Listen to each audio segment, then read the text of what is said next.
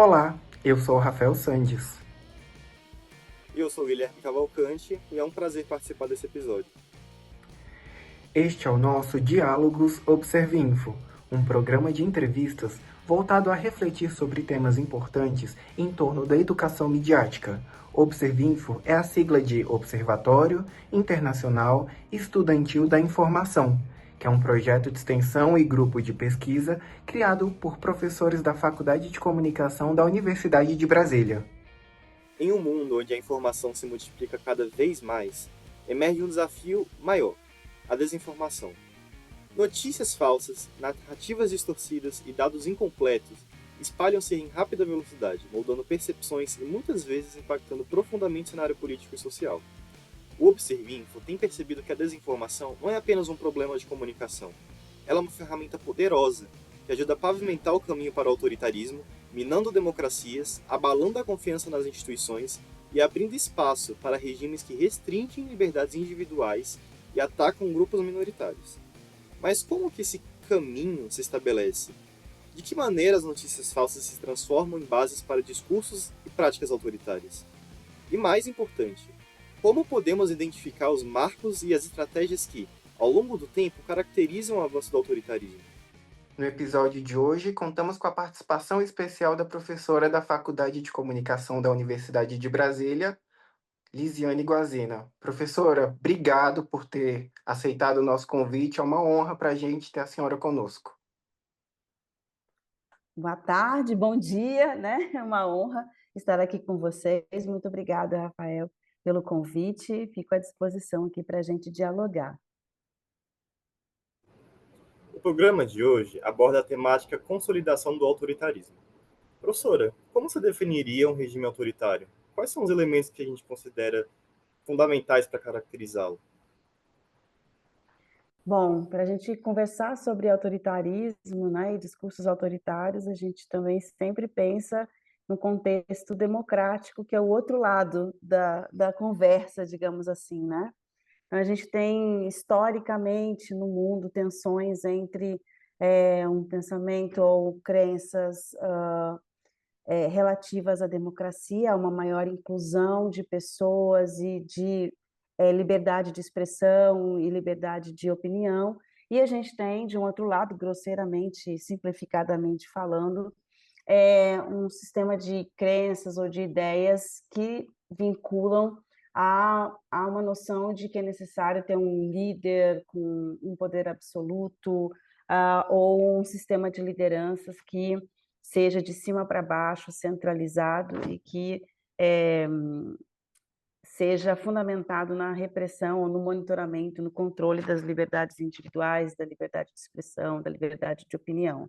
Então, esse lado ou essa ideia de que é necessário ter um sistema de liderança baseado numa liderança forte que imponha determinado tipo de controle sobre a coletividade é o que a gente chama de autoritarismo, e que vários autores vão chamar de autoritarismo, e que em vários momentos da história contemporânea e da história passada, né, foram presentes em vários lugares, em várias regiões do mundo.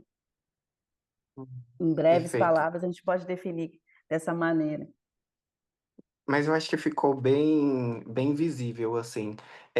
Professora, controle de opinião pública teria a ver com qual a ligação entre controle de opinião pública e autoritarismo? E aí eu já queria também fazer uma outra pergunta, que é como a desinformação atua nesse contexto, para manter e para ajudar a ascensão desses regimes, e também para minar democracias, né? Que a consequência final acaba sendo essa.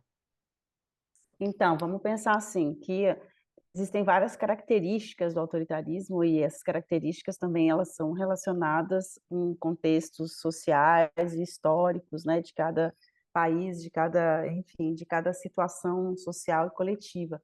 Mas a gente pode pensar, inclusive do ponto de vista da comunicação, que algumas das características do autoritarismo têm relação com uma forma autoritária mesmo de liderança, de imposição de opinião e de regramento social que se baseia numa ideia de poder absoluto para o funcionamento de um país ou de uma organização, e que, portanto, é baseado também num processo de, vamos pensar assim, de tomada de decisão dessa liderança que se relaciona com a sua ideologia, ou com seus apoiadores, ou com seus núcleo ideológico forte, e que entende os demais que não são alinhados historicamente ou que não apoiam ideologicamente esse tipo de liderança ou de crença, é, sejam considerados inimigos, né? Ou sejam Uhum. considerados alvos.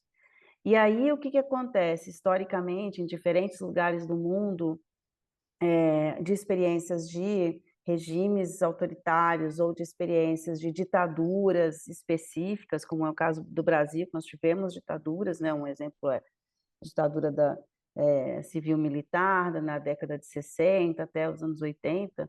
Então, o que que Hum. acontece ali? Existe toda uma caracterização para o funcionamento do Estado que se vincula a essa ideia autoritária de liderança.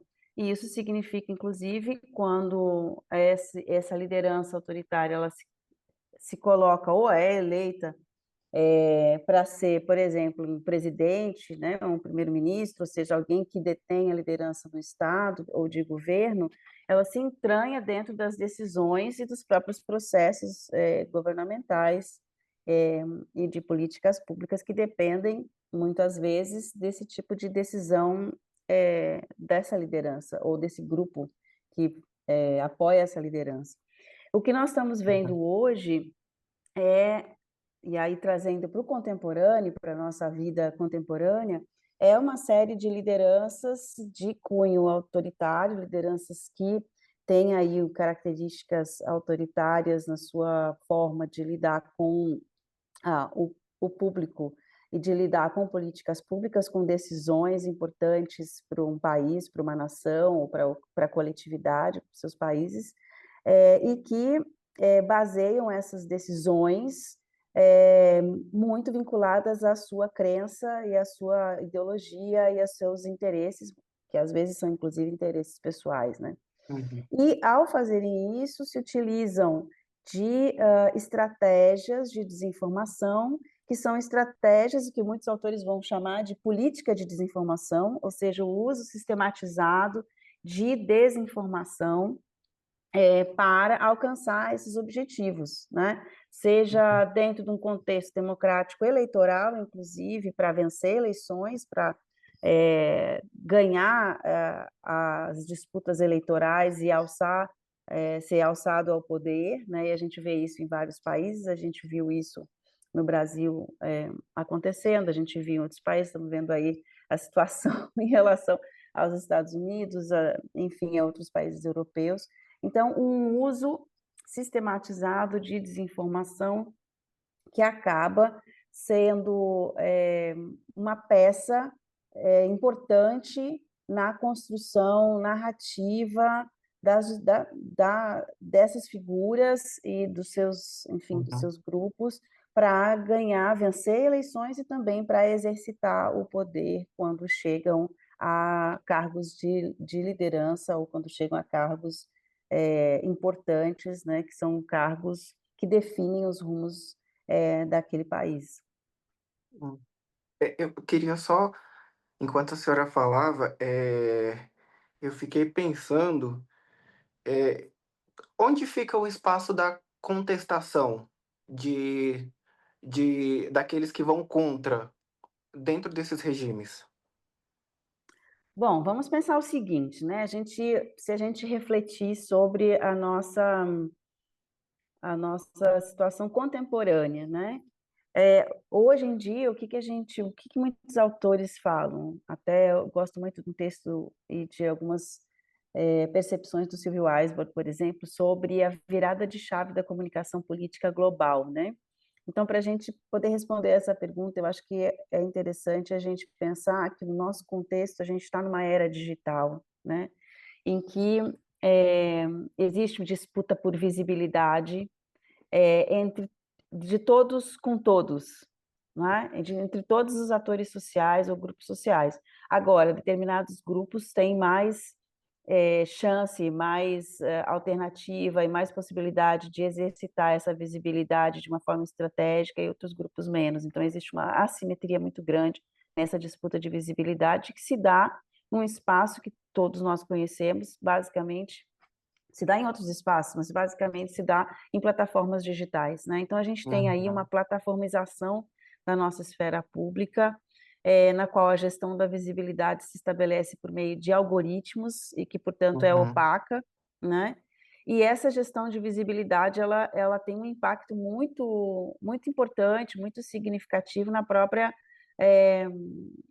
configuração dos eventos políticos. E aí eu estou citando também um autor que é um autor brasileiro, que é o Marcelo Santos, que tem um trabalho muito interessante sobre esse aspecto. Então, a gente tem aí comunicação digital, plataformização da esfera pública, tem uma série de disputas de visibilidade que são estratégicas, contando com espaços opacos e com espaços de, inclusive, posicionamento dessas plataformas digitais, né? Hoje isso fica mais evidenciado. uhum, E o que que acontece? Existe aí, nesse contexto, portanto, um espaço de debate, de confronto, de mobilização, que são os espaços digitais, das redes sociais, onde esses diferentes grupos sociais organizam suas narrativas e competem pela hegemonia, mas também, nesse contexto, existe aí uma grande questão, que é o fato de que essas plataformas, elas têm determinadas configurações algorítmicas que vão beneficiar determinados grupos e não vão beneficiar outros. Então, se você pensar, existe espaço para contestação? Sim, teoricamente falando, esses espaços existem, né? E eles são tanto dentro quanto fora das plataformas. Mas, ao mesmo tempo, a gente precisa levar em consideração que os espaços de contestação hoje, eles também estão, de certa maneira, configurados dentro de determinados limites do digital e de como o próprio digital funciona. E isso é, muitas vezes, uma relação bastante desigual entre aquilo que pode ser feito e aquilo que não pode ser feito, em termos de confronto e debate, né? Agora, se a gente pensar historicamente em relação a outros momentos em que houve uma tendência autoritária, de ideias autoritárias ocupando espaços de debate e de decisão, de tomada de decisão das vidas públicas, né, das nossas vidas em geral, a gente vai ver que hoje em dia se sabe muito mais sobre muito mais coisas do que antigamente. Se a gente for pensar aí, né, décadas de 50, décadas de 60, do século 20, etc.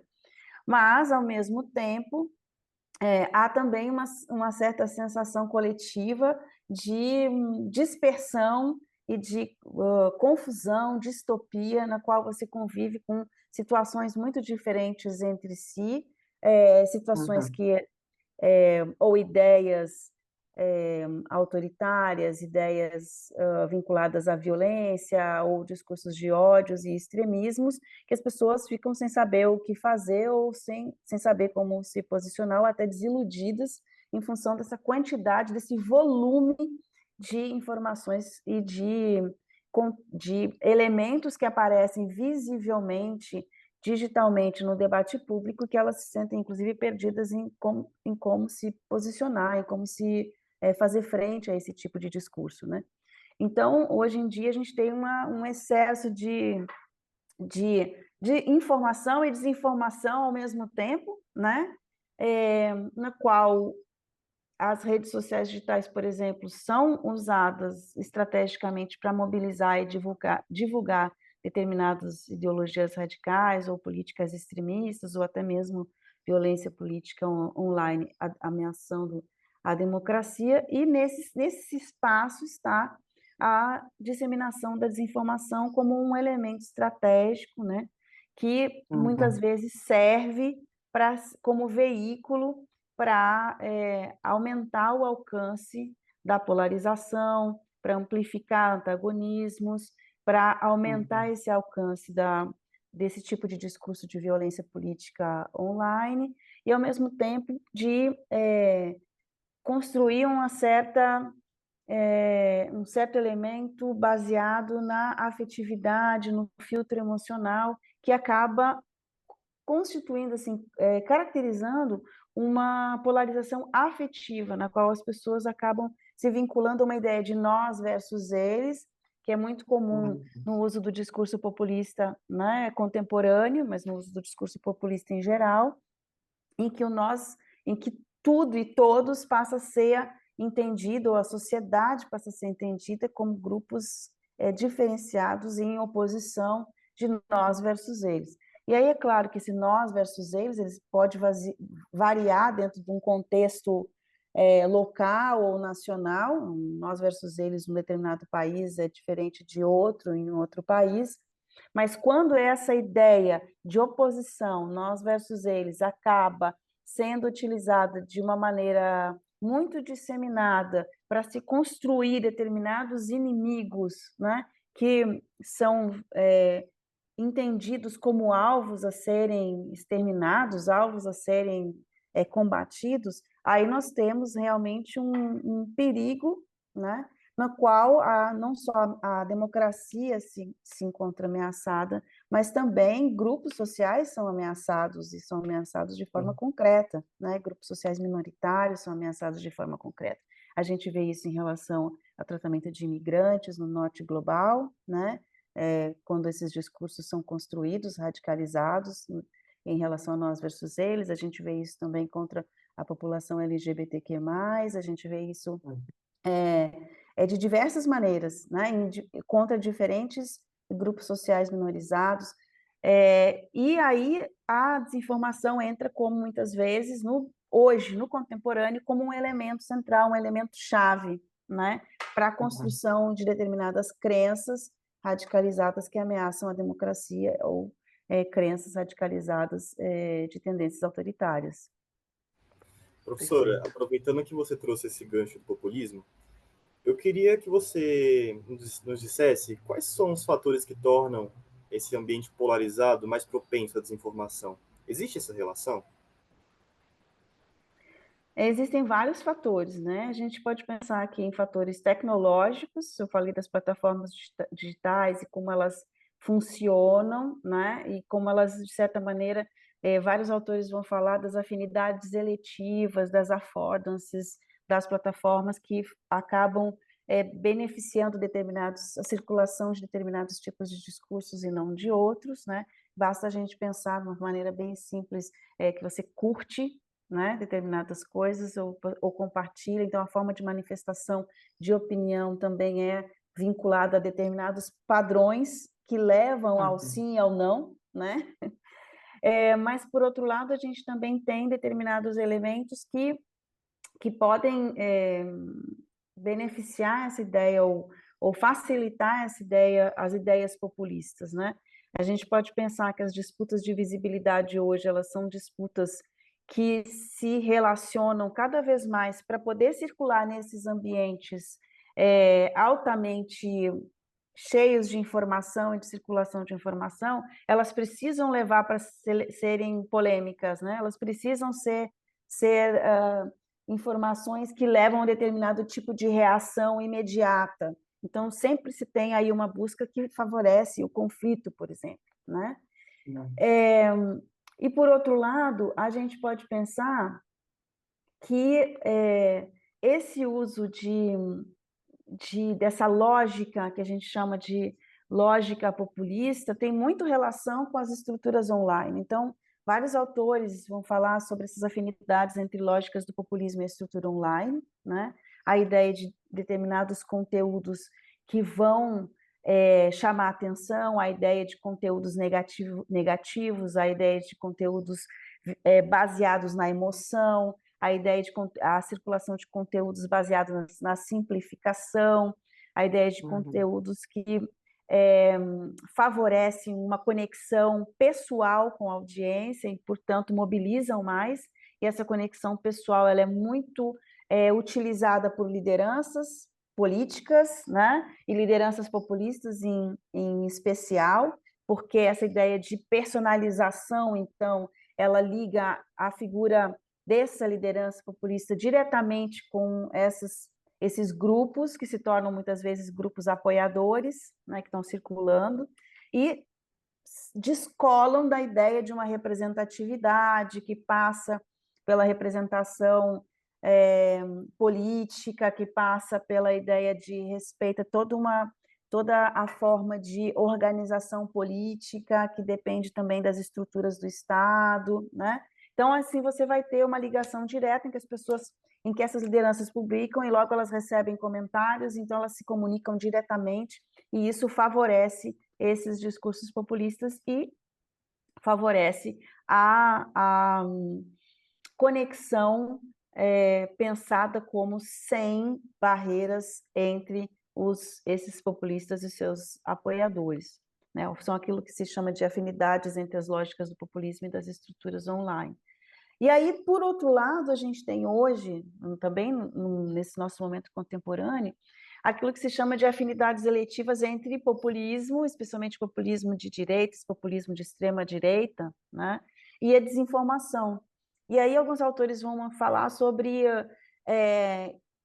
algumas dessas afinidades, por exemplo, uma visão binária da política, na qual tudo depende do nós versus eles, né, de se não me beneficia, portanto é contra mim, e aí tem que, né, exacerba o conflito político, uma relação com os fatos que são dependentes das narrativas, então qualquer fato que aconteça na vida política ou dentro do contexto das disputas políticas democráticas, qualquer fato é considerado bom ou ruim a partir da forma como se encaixa nas narrativas que são construídas pela crença ou nas narrativas ideológicas. Ao mesmo tempo, há uma ideia de uso mesmo de desinformação, na qual as informações políticas elas passam por esse crivo de o quanto elas podem ou não ajudar ou configurar determinadas narrativas, e aí cada eleição é um laboratório para inventar ou replicar o uso de linguagens ou estratégias digitais muito focadas na constituição dessas narrativas que são construídas para vencer, né? Então, vejam que há toda uma configuração aí em que desinformação, populismos radicais plataformas digitais, o modo de funcionamento mesmo dessas plataformas digitais, que acabam se retroalimentando, né, e sendo utilizadas no contexto hoje político. Professora, e quando a gente adiciona nesse caldo a inteligência artificial? Como é que a senhora vê essa situação aí?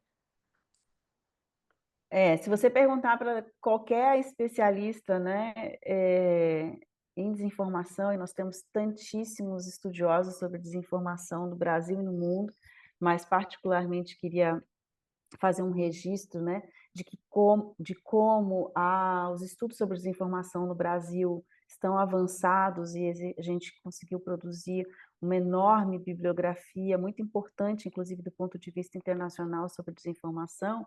Então, se você perguntar para qualquer especialista em desinformação sobre isso, todo mundo vai falar, realmente aqui temos um problema, né? Aqui temos um problema. Porque, assim, do ponto de vista dos estudos sobre desinformação e do contexto da política de desinformação, vamos pensar assim, do que é chamado de política de desinformação, a gente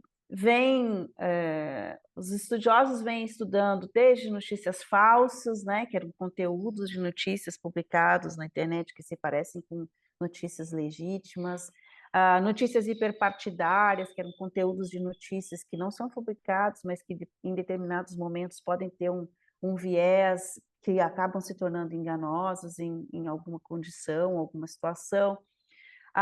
Uma desordem da informação, que são aquilo que vários pesquisadores chamam de resultados de transgressões aplicadas à informação, então que acabam mudando os parâmetros do que é uma informação que seria considerada legítima ou verdadeira, campanhas de desinformação política, efeitos de falso consenso, ou seja, a impressão de que existe consenso onde, na realidade, se você olhar de uma maneira mais ampliada, não existe.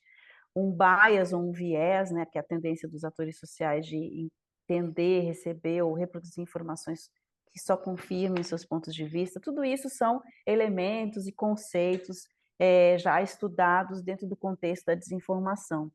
E aí a gente tem também, por exemplo, aquilo que vários autores, Nascimento, Cesarini e Fonseca, estou fazendo uma referência específica, em 2022 fizeram um estudo sobre ecossistemas multiplataforma de desinformação, que é a utilização sistemática, estratégica de ferramentas, tecnologias que permitem criação e disseminação de desinformação em diferentes plataformas. Estou fazendo uma citação aqui específica deles.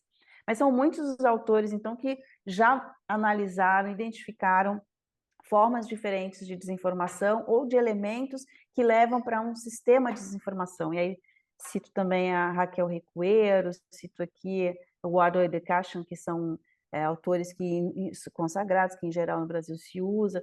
E hoje o que a gente tem? Eu trago aqui para vocês para pensar aí na sequência a inteligência artificial.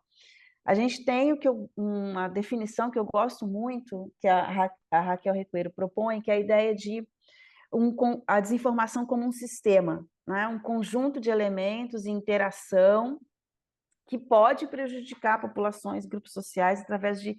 Estou fazendo uma citação aqui literal, né? Adaptada, através de fluxos de conteúdos, de formas narrativas que confundem, desacreditam e prejudicam atores sociais. Portanto, a desinformação aí com uma ideia de sistema que emergem das plataformas, né? E que acabam se acoplando ao sistema social. Bom, gente, quando a gente entende desinformação como sistema, então a gente começa a olhar para essa vinda da inteligência artificial e das potencialidades que ela tem com muita preocupação, porque em que medida, dentro do contexto de desinformação, então, como um sistema que se estabelece muito vinculado às plataformas, que tem fontes de financiamento, operações de influência e dinâmicas específicas, a inteligência artificial vai efetivamente impactar de uma maneira muito, muito forte, né? Então, se a gente pensar como que vão se estabelecer as campanhas eleitorais do ano que vem, por exemplo, né? Ou como que, em determinada medida, esse uso da inteligência artificial, que não é só um uso estratégico feito por determinadas campanhas ou por determinados grupos, mas também pode ser feito por qualquer pessoa a qualquer momento, né? Que tem maior conhecimento do funcionamento da inteligência artificial. Como que esses conteúdos vão ser entendidos, compreendidos e vão impactar no contexto dessas campanhas eleitorais e da vida cotidiana também, porque hoje em dia já impacta, se a gente pensar em desinformação relacionada à saúde, né? Se a gente pensar em desinformação relacionada ao meio ambiente, durante as crises climáticas, né? De grandes eventos, por exemplo, a gente teve as enchentes no Rio Grande do Sul, muita desinformação apareceu e impactou, inclusive, nos resgates das pessoas, né, no Rio Grande do Sul. Então, aí tem impactos não só do ponto de vista de grandes campanhas eleitorais, mas tem impactos diretos na vida cotidiana das pessoas, portanto, tem impacto ali na casa das pessoas, né? E em que medida a inteligência artificial hoje ela pode ser um vetor ainda mais potencializado de desinformação. A gente pode pensar, com tudo que tem aparecido e com os estudos que têm sido feitos, que a gente tem aí realmente um problema. E ele passa não só pelo fato de que as pessoas precisam entender como funciona a desinformação, o que é desinformação, como funcionam as plataformas e o que é a inteligência artificial, ou seja, a gente precisa de educação midiática, né? Precisamos de literacia digital, mas também parte do problema está no fato de que esses conteúdos que muitas vezes são produzidos, que continuarão a ser produzidos, por exemplo, por inteligência artificial, eles vão no âmago da definição da crença, né? Daquilo que as pessoas entendem como positivo, daquilo que as pessoas entendem como tendo ressonância com seus valores, e que, portanto, elas vão acreditar de qualquer maneira, mesmo sabendo, teoricamente, que aquilo não é um conteúdo verdadeiro. E eu acho que esse é o elemento mais preocupante, eu diria, né? De alcance de produção da inteligência, de conteúdos com inteligência artificial, que é o fato de que as pessoas podem querer acreditar nesses conteúdos porque ou eles são divertidos, ou eles, mesmo elas sabendo que são não são, que são criados por inteligência artificial, são conteúdos bonitos, ou são conteúdos interessantes, ou são conteúdos que passam a se tornar um conteúdo que é conversado por todo mundo, e, portanto, ali ele é uma narrativa que é conhecida por todo mundo. E aí Uhum. a gente pode ter pessoas que teremos pessoas que vão saber que aquilo é inteligência artificial, portanto, é só um conteúdo que foi consumido e pronto, mas também teremos pessoas que vão navegar, tomar decisões e entender o mundo a partir também daquele conteúdo. E isso significa diferentes níveis de entendimento, cognição e percepção de realidade, que torna toda a discussão sobre comunicação, comunicação política e tomada de decisão bem mais difícil, né? Bem mais difícil. É, bem mais difícil, bem mais difícil. Acho que a senhora coloca muito bem o cenário que a gente tem, pela frente. Eh, e aí, eu queria puxar um pouco mais desse exercício de futurologia que a senhora está fazendo.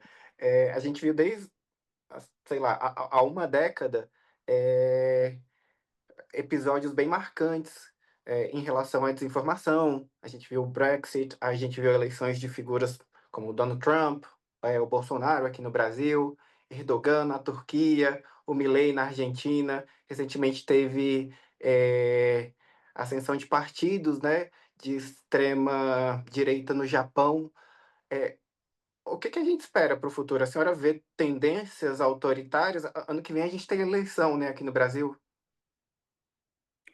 Sim, vamos pensar que a gente tem aí um contexto bem complexo, né, porque na medida em que, essas figuras, elas utilizam muitas vezes, desinformação para abalar a confiança ou para questionar a legitimidade das instituições, ou para influir nas decisões, que são decisões importantes que vão impactar diretamente na vida da sociedade, das pessoas, né, a gente tem aí um contexto muito complexo. A gente viveu, por exemplo, no caso brasileiro, com o uso de desinformação, né, no caso da pandemia, que é um dos grandes exemplos internacionais sobre desinformação e saúde, né, o caso da pandemia no Brasil, da pandemia de Covid-19, na qual a gente teve aí uma situação muito complexa de uso de desinformação, inclusive pelo Estado, né, ferindo os princípios da comunicação pública brasileira, promovendo a desconfiança na imagem pública, inclusive do governo federal, e impactando diretamente o trabalho de comunicação institucional dos profissionais de comunicação pública no serviço público naquele momento, e que ainda a gente tem efeitos em relação a isso, né? Porque se você for pensar, muitas pessoas ainda entendem que não existiu, ou que, enfim, ou tem uma desconfiança em relação às vacinas. A gente vê aí o número de pessoas vacinadas de imunização no Brasil caindo, né? Então, esses efeitos, esses impactos, eles continuam, não é algo que se estabeleceu ali naquele tempo, teve um impacto e depois parou, né? Isso continua ao longo do tempo, tem vários desdobramentos, inclusive desdobramentos que a gente não tem nenhum, assim, muitas vezes a gente não imagina, né?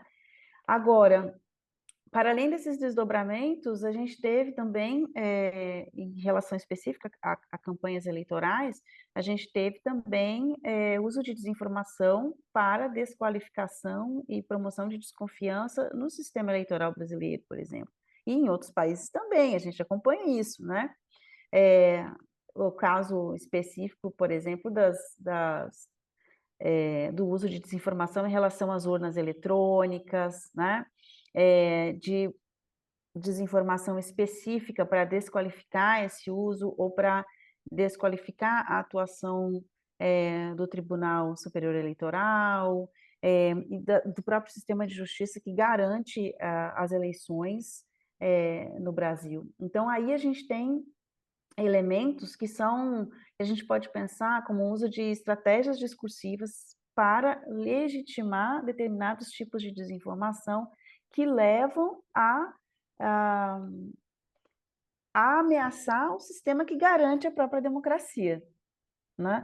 Então, assim, hoje a gente vive um contexto que tem tanta coisa acontecendo, que você vai olhando de um lado para o outro e ver que, ao mesmo tempo que se pode dizer, bom, as nossas instituições são fortes, porque mesmo com esse tipo de campanha, elas continuaram funcionando, né?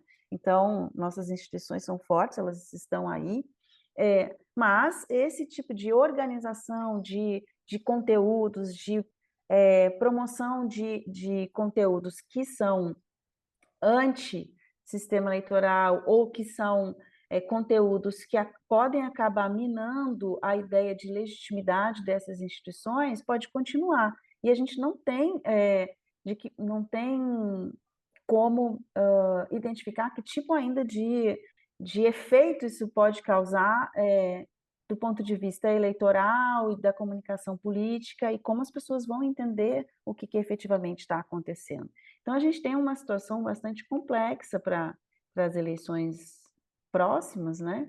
Na qual é necessário tentar entender, bom, de que maneira a comunicação política eleitoral vai se estabelecer e como ela vai tensionar o sistema de justiça, a atuação do sistema de justiça, a atuação do sistema que garante, das instituições, institucional, que garante a democracia brasileira, né?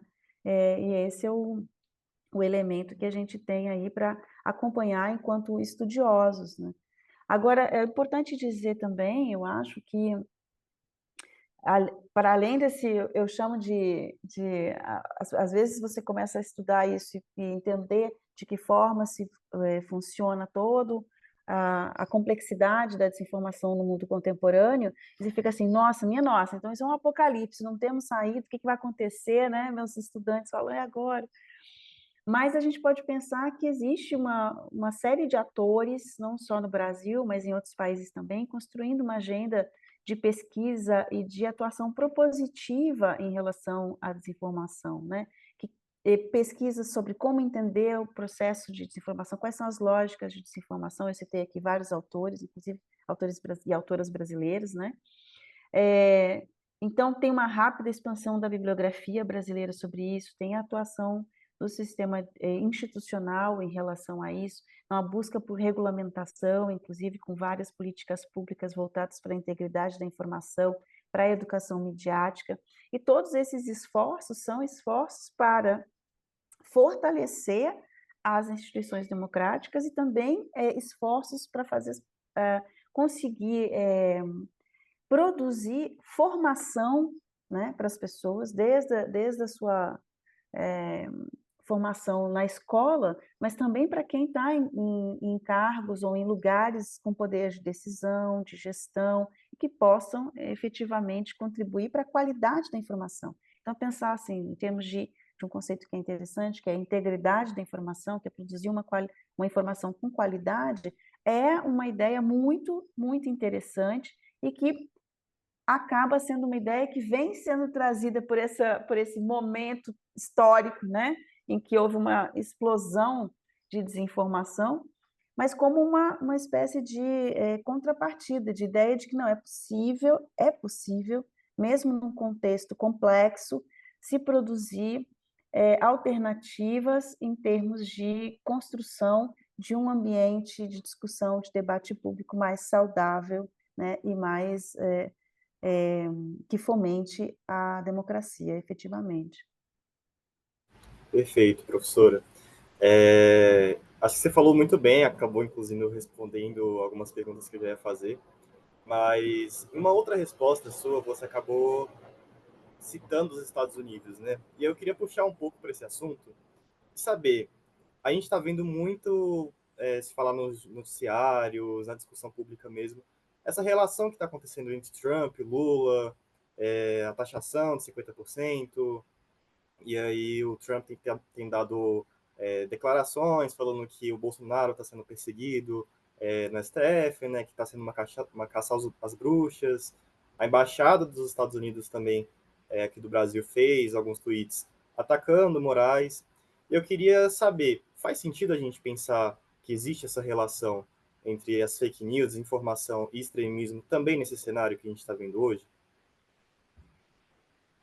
Olha, vamos pensar assim, se você pensar nas lideranças, vou falar de uma maneira mais geral, mas nas lideranças populistas contemporâneas, né, E aí tem uma série de lideranças populistas contemporâneas hoje em atuação, né, em seus respectivos países, umas mais, outras menos, mas muitas delas utilizam desinformação, né? Em maior ou menor grau, mas utilizam desinformação. No sentido que eu mencionei, que é de ao olhar sobre os fatos, ele está vinculado à estratégia ou à noção de como eles se encaixam dentro de uma narrativa da disputa política, né? Então, esse é um aspecto que tem que ser levado em consideração. Agora, é claro que muitos atores políticos, como Trump, são conhecidos por utilizar desinformação, né? Então, assim, muitos são conhecidos. A gente teve vários exemplos, no caso brasileiro, o exemplo do Bolsonaro, no caso dos Estados Unidos, o caso do Trump, em outros casos também, né? A gente tem figuras populistas também na Europa, então que também se utilizam, e fora da Europa também, em outros continentes, em que, em alguma medida, utilizam desinformação. Agora, a questão toda é que, dentro do contexto geopolítico, alguns vão ter mais impactos na vida geopolítica, né, e na vida de outros países do que outros. E aí é claro que aqueles que têm um lugar de mais poder no contexto geopolítico, que é bastante complexo hoje, esse tipo de ator ele vai impactar mais nessas relações, né? Então, a gente tem aí uma situação que é bastante complexa. Eu não sou jurista, não sou do direito, né? Não posso falar sobre isso, só posso falar do ponto de vista da comunicação política. E no sentido da comunicação política, hoje, mais importante é a forma como se constroem narrativas do que efetivamente se essas narrativas são baseadas em fatos ou não, né? Nossa, professora, a senhora traz um ponto muito interessante. É, essa ideia que desinformação não é erro, né? Ela é uma estratégia, ela é de propósito ali, ela é pensada, né?